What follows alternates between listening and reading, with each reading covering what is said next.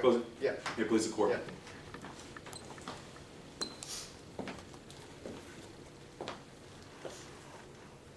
This case is about two kids' actions. Two kids' actions with a gun they never should have had. This case hasn't been an easy one to hear, gentlemen. It's been one about a sweet 11-year-old young girl who tragically lost her life, who was a happy one, a friend of someone who the plaintiff is now trying to claim is responsible for the death of this young girl. Her best friend. You see, plaintiff wants you to believe, Mr. Hattersley wants you to believe that Jessie was this violent child who wanted to inflict and engage in violence even on the day that best friend died. But in order to understand if that's true, we can't start the summer that she died. We have to start 6 years back when the two girls lived next door to one another.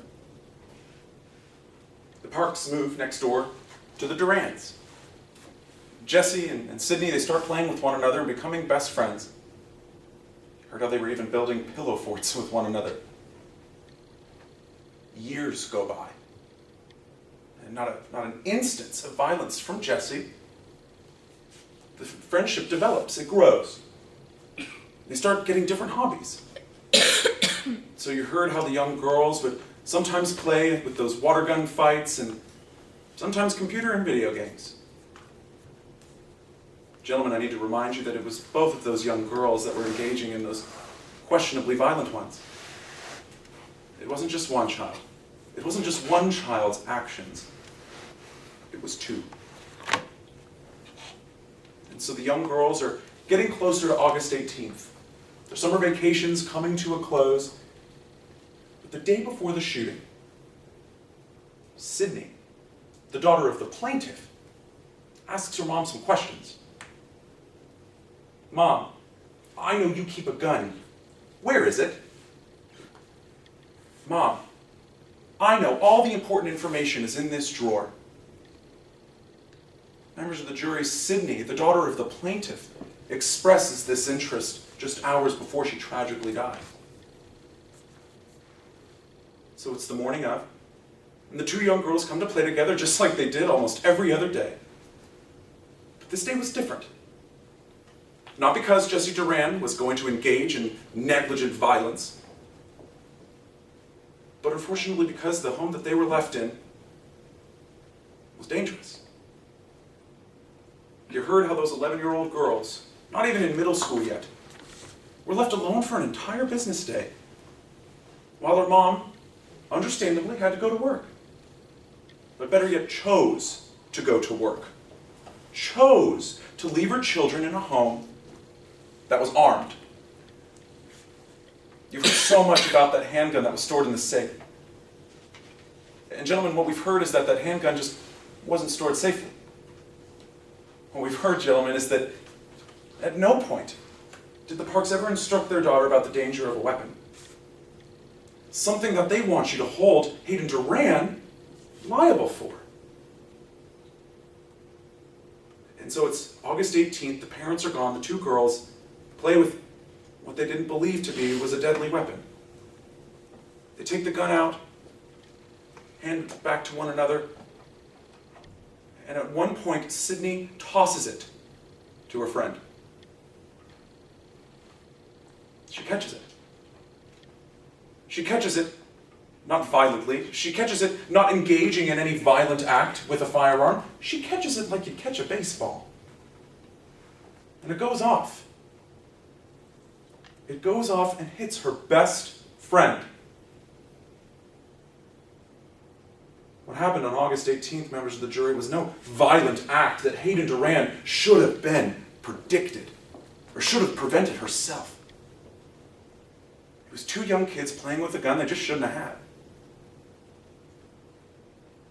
But the plaintiff has made the decision, an understandable one, as the Parks are rightfully grieving for their daughter.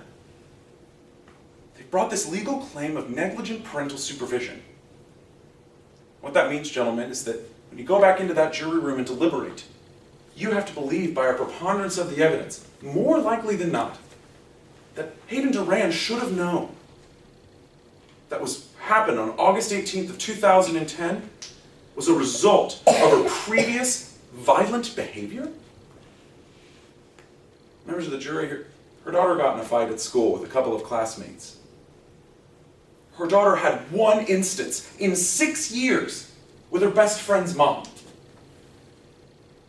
Her daughter played violent video games, the same video games that the plaintiff's child played, that the plaintiff's child was allowed to play. And yet that makes Hayden Duran solely liable. Mr. Hattersley got up here and talked about how at no point did we discuss the steps that Hayden Duran took as a parent. Gentlemen, I'll remind you, at no point did she have an obligation to come up there and talk to you. She sat here and watched as people attempted to label her as this negligent parent who made no effort to raise her kid right. But unfortunately, gentlemen, the plaintiffs did our case for us. You heard how Dr. Solo got up on this stand and said not once, not twice, but on numerous occasions, Hayden Duran told her daughter about the danger of firearms, admonished Jessie about her interest in firearms. She even went so far as to warn Andy Park.